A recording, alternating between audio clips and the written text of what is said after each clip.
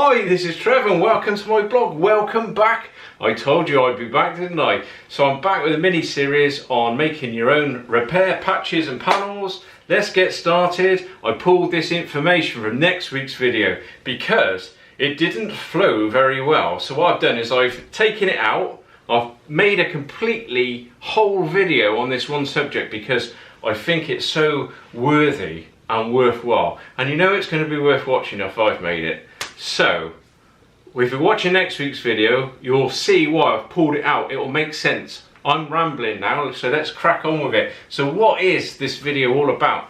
Well, it's all about people's confusion. So you're watching a video, you're watching somebody metal shape something by hand or on a machine, and you're thinking, well, this is great. I can see that the metal's being shaped, but I don't really understand what's going on because there are so many different techniques and so many different machines and so many different procedures that people are doing, and I don't really get what's going on. Well, let me make it really simple for you to understand, because it's much more simple than it looks. Because although there are countless techniques, I say countless because a new technique could be invented tomorrow and work really, really well, and that'll be another technique. But what you got to remember is there's only three things. Now let me talk you through it. Sheet metal shaping fundamentally boils down to three mechanical principles in order to transform a flat piece of sheet steel into a three-dimensional repair patch or section, depends on your language you're using. And this discounts cutting and welding. I say it discounts cutting and welding because you can change the shape of something by cutting it in half, can't you, and adding something on. So let's forget all about that. This is all about just a plain sheet of metal and you're changing its three-dimensional shape. It's gone from flat to a repair section. And why I stress the cutting and welding is that the less good you are at metal shaping, the more cutting and welding you'll have to get good at. So this is what it's all about. So like I said, I'm going to make this so easy for you to watch, and there's going to be a practical demonstration that's going to come up any second now. Just bear in mind there's only three principles, and that's bending, lengthening and shortening, and that's all there is to it. Whatever you're watching, that's all that's happening. He ain't lying.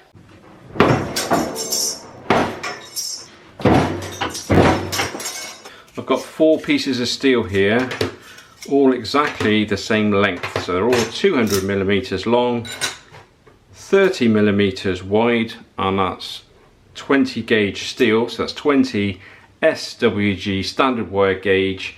If we're in America, this would probably be 19 gauge because it would be American wire gauge. Don't rely on the gauges to know how thick something is. Always rely on a micrometer or something else that you can measure it. 0.9 millimeters in the UK is 0.9 millimeters in Australia and in America. So hopefully that doesn't confuse you anymore. So let's just flip these up the other way. So we've got our original, our lengthened, our shortened and our bent piece of steel. So our original, put this to one side, won't touch this. Told you it was going to be straightforward. Our bent piece, that's bent now. So that just leaves lengthened and shortened. I have this real sturdy piece of metal. It's actually an old jig bracket, but it's incredibly strong. I'm going to get our lengthened piece and I'm going to bend the corners over like that. Like that. I'm going to grip these into place now. I found this bit of pipe, all thickness on that, nice heavy piece of pipe. I'm just going to hit that right in the centre.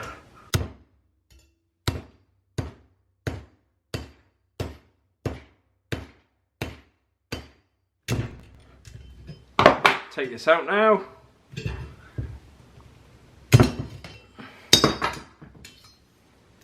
Now what I'm going to do is straighten this out.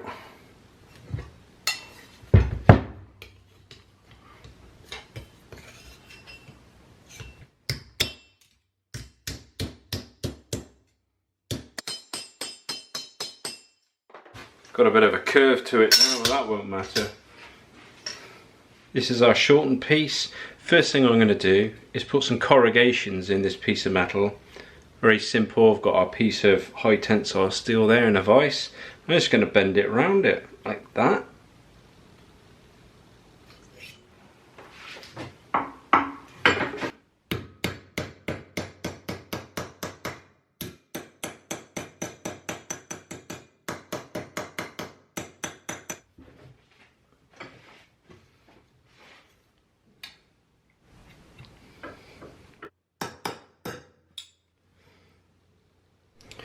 So with the use of my super strong bracket again, I'm going to try and flatten out these corrugations.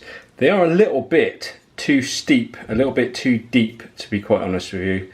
So what I've done is I've gripped it one side.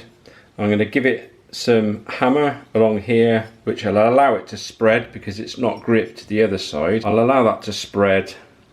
I'll grip it this side, and I'll try and hammer this flat. What this will do is force the metal together, making the metal thicker, but along its length shorter.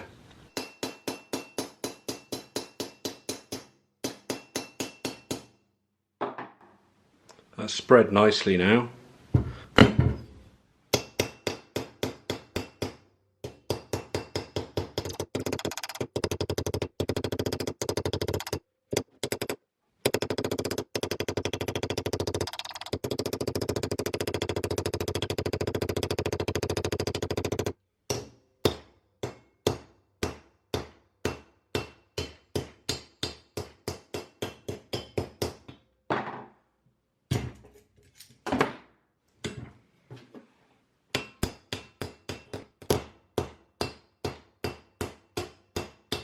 The results. So we've got the original piece here, the unchanged original.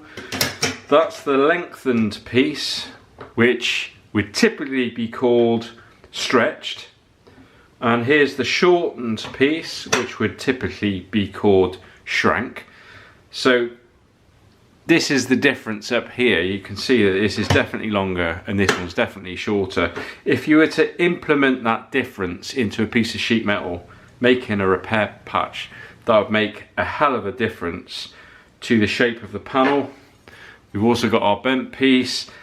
Bent could mean folded at a sharp 90-degree angle or just a real gentle sweep. No need to split hairs on these kinds of things. Another really common question is, well, if you're saying shortening a piece of steel is shrinking it and it's impossible to shrink steel, which of course it is, then where is all that steel going? So this is a piece of non-setting mastic, has similar characteristics to a piece of mild steel. Mild steel just feels so much harder because it is so much harder, especially when you're trying to shape it with a hammer. So let's just say that this is a piece of steel and I want to shorten it.